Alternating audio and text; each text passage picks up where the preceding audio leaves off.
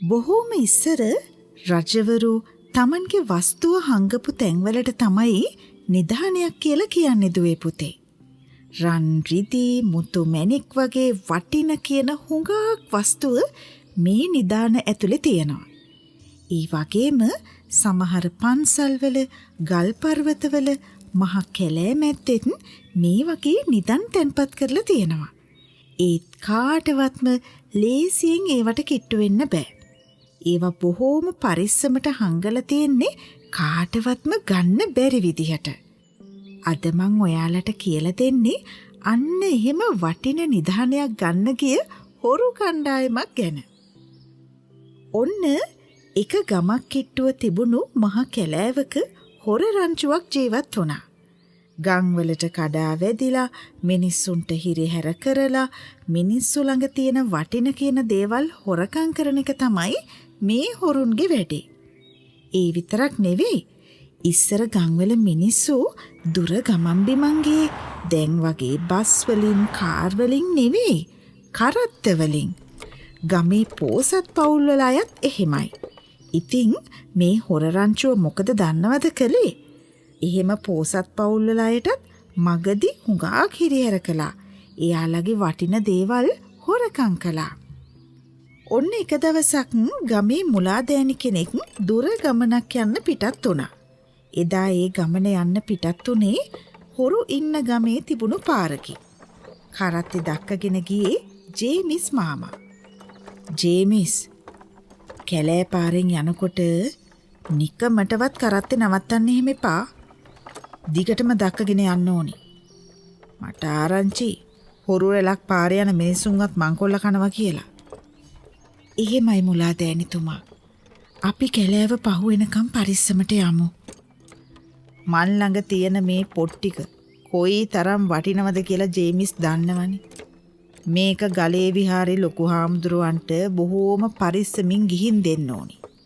අනිත් එක ජේමිසුයි මමයි ඇරෙන්න මේ ගැන වෙන කවුරුවත් දන්නේ නැහැ.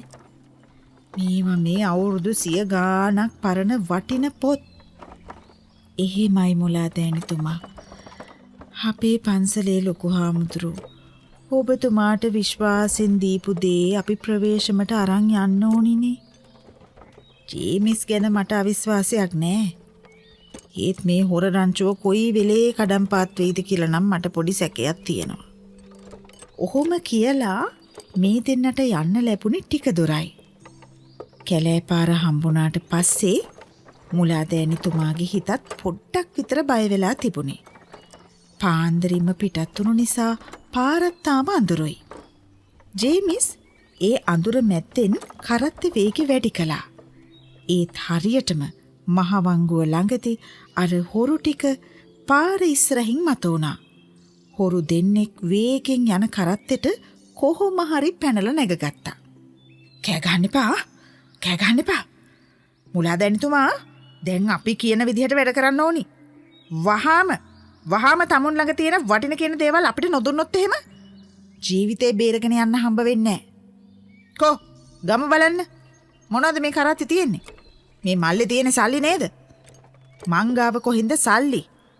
මුලාදෑනිතුමා හිතේ බය තිබුණත් ඒක හොරුන්ට පෙන්නන්නේ නැතුව බොහොම ගාම්භීරව උත්තර දුන්නා. මුලාදෑනිතුමා ළඟ මොකද සල්ලි නැත්තේ? තියෙන දෙයක් ඉක්මනින් ගත්තොත් හොඳයි. අපිට පරක්කු වෙනවා. අනේ මන් ළඟ වටින කිසිම දෙයක් නෑ. මේ පරණ පොත් ටික විතරයි තියෙන්නේ. පොත් මොනවා කරන්නද? මොනවද ඒ පොත්වල තියෙන්නේ? එක හොරෙක් මුලාදෑනිගෙන් එහෙම ඇහුවා. ආන්නේ ඒ වෙලාවේ මුලාදෑනිතුමාට උපායක් කල්පනා වුණා. මේ තියෙන්නේ කියවලම බලන්නකෝ. ඊට පස්සේ අර හොරු දෙන්න බක්කි කරත්තේ එල්ලලා තිබුණු ලන්තෑරුමේ එළියෙන් පොත් ටික එහාට පෙරලනවා මෙහාට පෙරලනවා මූණට මූණ බලා ගන්නවා නළල රැලි කරගන්නවා. එකම එක කලබලයයි. හැබැයි ඒ වෙලාවේ නම් මුලාදෑනිතුමාට තේරුණා මේ හොරු දෙන්න පොත්වල ලියලා තියෙන කිසිම දෙයක් දන්නේ නැහැ කියලා. එයාලා ඉගෙනගෙන තිබුණෙත් නැහැ. ඒ නිසා අකුරු කියවන්න දැනගෙන හිටියෙත් නැහැ. මේ අපිට තේරෙන්නේ නැහැ මේවා මොනවද තියෙන්නේ කියලා. එක හොරෙක් එහෙම කිව්වා. එහෙමද? ඕකේ තියෙන්නේ බොහෝම වටින නිධානයක් ගැන. අපි මේ ගලේ විහාරයට යන්නේ මේ පොත ලොකු හාමුදුරුවන්ට බාර දෙන්න. මුලාදෑනිතුමා බොරුවක් කිව්වා. මේ කහපු හොරු දෙන්න මූණට මූණ බලාගත්තා. දෙන්නට හරිම පුදුමයි. ඇත්තටම සිද්ධ වෙන්න යන්නේ හිතපු නැති වාසියක්. හොඳයි. අපිත් මේ කරත්තෙම එනවා ගලේ විහාරයට යන්න. හැබැයි අපි එන්නේ මුලාදෑනිගේ ගෝලයෝ විදිහට. ගමේ අය විදිහට. මුලාදෑනි ඔය පොතේ තියෙන විස්තරේ අනුව නිදානේ ගන්න අපිට උදව් කරන්න ඕනි. මුලාදෑනිතුමත් බොරුවට ඒ යෝජනාවට කැමති වගේ පෙන්නලා කොහොමින් හරි පණ බේරගෙන ජේමිස් මාමත් එක්ක ගලේ විහාරයට ආවා. ඊට පස්සේ ලොකු හාමුදුරුවන්ගේ මුණ ගැහිලා පාලි භාෂාවෙන් කතා කළා. පාලි භාෂාව ලොකු හාමුදුරුවෝ දන්න නිසා මුලාදෑනිතුමා කියන්නේ මොකද්ද කියලා තේරුම් ගන්න පුළුවන් වුණා. ඊට පස්සේ උන්වහන්සේත් කල්පනා කළා මේ හොරු දෙන්නට අමතක නොවන පාඩමක් උගන්වන්න ඕනි කියලා. හොරු දෙන්න කල්පනා කළේ මොනවද දන්නවද? ඒ දෙන්නටම නොතේරෙන භාෂාවකින් මුලාදෑනිතුමයි ලොකු හාමුදුරුවෝයි කතා කළේ මොනවද කියලා. මං ලොකු හාමුදුරුවොත් එක්ක කිව්වේ මොනවද කියලා නේද ඔය කල්පනා කරන්නේ? මුලාදෑනිතුමා එක හොරෙකුගේ කනට කරලා රහසින් ඇහුවා. මේවා රහසින් කරන්න ඕනි වැඩ. නිදානයක් කොට දානවා කියන්නේ ලේසි දෙයක් නෙවෙයි. ඒකයි මං හාමුදුරුවන්ට වෙන භාෂාවකින් කතා කළේ. මොකෝ පිටකාට හරි ඇහුනොත් එහෙම? මුලාදෑනිතුමා Tamanට වංචාවක් කරන්නේ නෑ කියලා හොරු විශ්වාස කළා. ඒත් එතන ඇත්තටම සිද්ධ වුණේ වෙන දෙයක්. දැන් කවද්ද අපි ඔය නිදානේ ගන්නෙ? ඔහොම කලබල වෙලා බෑ. ඒක මේ අද හෙට කරන්න පුළුවන් දෙයක් නෙවෙයි. තව හුඟක් දේවල් තියෙනවා ලෑස්ති කරගන්න. අනිත් කට්ටියවත් එක්කගෙන හරියටම තව සති දෙකකින් විතර පන්සලට එන්නකෝ. එහෙම කියලා මුලාදෑනිතුමා හොරු දෙන්නව පිටත් කළා. ඊට පස්සේ තමයි මුලාදෑනිතුමා පරණ පොත් ටික හාමුදුරුවන්ට බාර දුන්නේ.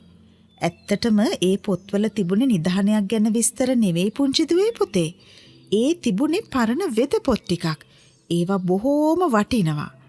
ඒත් තව සති දෙකකින් නිදානේ ගන්න බලාගෙන එන හොරු ටිකට හොඳ පාඩමක් උගන්වන්න ඕනි කියලා මුලාදෑනිතුමා තීරණය කරලයි තිබුණේ. ඔය අතරේ ගලේ විහාරේ තියෙන මහා ගල්තලාවේ හැම තැනම එක එක සලකුණු ඇඳලා ඒ ගල යට නිධානයක් තියෙන බව පේන විදිහට වටපිටාව හදලා දෙන්න ජේමිස් මාමට පුළුවන් වුණා. කොහොම හරි පොරොන්දුණු විදිහටම හොරු ටික සති දෙකකට පස්සේ ආපහු ගලේ විහාරයට ආවා. මහරෑ 12 වෙනකොට නිදානේ ගන්න තමයි කට්ටිය කතා වෙලා හිටියේ. දැන් ඔන්න නිදානේ ගන්න වෙලාවත් ආවා. එතන හිටියේ මුලාදෑනිතුමයි කට්ටඩියෙක් වගේ වෙස්වලාගෙන හිටපු පන්සලේ ඇබිත්තයයි. ඇබිත්තයා මොකද දන්නවද කළේ? එක දිගට මතුරන්න පටන් ගත්තා.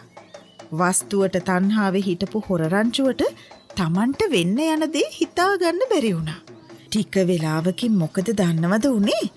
බාහිරවයා වගේ වෙස්වලාගෙන ආපු ජේමිස් මාමා එක හොරෙක්ව උස්සලා ගලෙන් පහලට විසි කරන්න හැදුවා.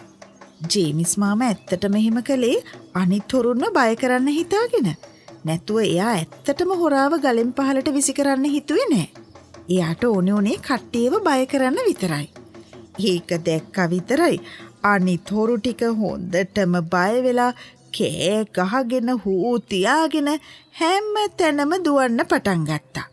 එහෙම දුවනකොට කටුපඳුරු වල පැටලිලා වැටිලා තුවාල වෙලා හොරු ටික හොඳටම දුර්වල වුණා. අන්තිමේදී එයාලට එතනින් අඩියක්වත් ඉස්සරහට යන්න බැරි වුණා. මුලාදෑනිතුමාටත් ඕනි උනේ මේ ටික මේ විදිහටම සිද්ධ වෙන්න තමයි. ඊට පස්සේ ගමේ මිනිස්සුත් එතනට එකතු වෙලා හොඳටම වෙහෙසටපත් වෙලා හිටපු මේ හොරු ටික ගස් බැන්දා. දැන් තමයි හොරුන්ට තේරුනේ වැඩි තණ්හාවට ගිහින් Taman ලොකු අමාරුවක වැටුණා කියලා. ඊට පස්සේ මෙතනින් ගැලවීමක් නැති නිසා හොරු ගමේ හැමෝගෙන්මයි පන්සලේ හාමුදුරුවන්ගෙනුයි මුලා දෑනිතුමාගෙනුයි සමාව ගත්තා. ආයේ කවදාවත් කිසිම හොරකමක් කරන්නේ නෑ කියලත් පොරොන්දු වුණා. මිනිස්සුන්ට කරදර කරන්නේ නෑ කියලත් පොරොන්දු වුණා. අන්තිමේදී තින් ගලේ විහාරේ හාමුදුරුවෝ මේ හොරුන්ට සමාව දුන්නා. හැබැයි කිව්වා වගේම එයාලා ආයේ කවදාවත් හොරකම් කළේ නෑ. ගලේ විහාරේ පන්සලට අයිති කුඹුරුවල වැඩ කරන්න පැවරුනේ මේ කණ්ඩායමට. එයාලා බොහෝම මහන්සි වෙලා වැඩ කළා. පන්සලේ ලොකු හාමුදුරුවෝ ඒ වෙනුවෙන් මේ අයට සල්ලි ගෙවන්නත් අමතක කළේ නෑ. අන්න ඒ වෙලාවේ මේ හොරු තේරුම් ගත්තා දුක් මහන්සියෙන් කීයක් හරි හම්බ කරන එක කොයි තරම් වටින දෙයක්ද කියලා. ඊට පස්සේ ඇත්තටම මේ හොරු හොඳ මිනිස්සු බවට පත් වුණා.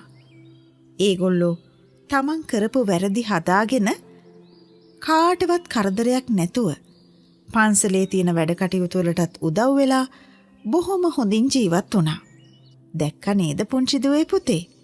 පුංචි දූල පුතාලා හිතට ගන්න ඕනි අපි අතිනුත් සමහර වෙලාවට ලොකු වැරදි සිද්ධ වෙන්න පුළුවන්. හැබැයි ඕනිම වැරද්දක් එක දිගට කරගෙන ගියොත් ඒක පුරුද්දක් බවට පත් වෙනවා. ඒ නිසා වැරදි දේවල් පුරුදු වෙන්න කලින් අපි ඒ පුරුද්දෙන් මිදෙන්න ඕනි. අපි වැරද්දක් කරනවා කියලා දැනගත්ත මොහොතම අපි ඒ වැරද්ද ආපහු නොකර ඉන්න ඕනි. එහෙම කරපු නිසා තමයි හොරු කණ්ඩායම හොඳ කණ්ඩායමක් බවට පත් වුනේ. අනිත් එක කවදාවත් සල්ලි ඉස්සරහා වස්තුව ඉස්සරහා අපි වැඩි තණ්හාවට යන්න හොඳ නෑ. වැඩි තණ්හාවට ගියොත් එතන සිද්ධ වෙන්නේ විනාශයක්ම තමයි. එහෙමනම් පුංචි දූල පුතාලා මේ කතාව අහලා පුංචි වැරදි වුණත් හදාගෙන ජීවත් වෙන්න හිතට ගන්න ඕනේ.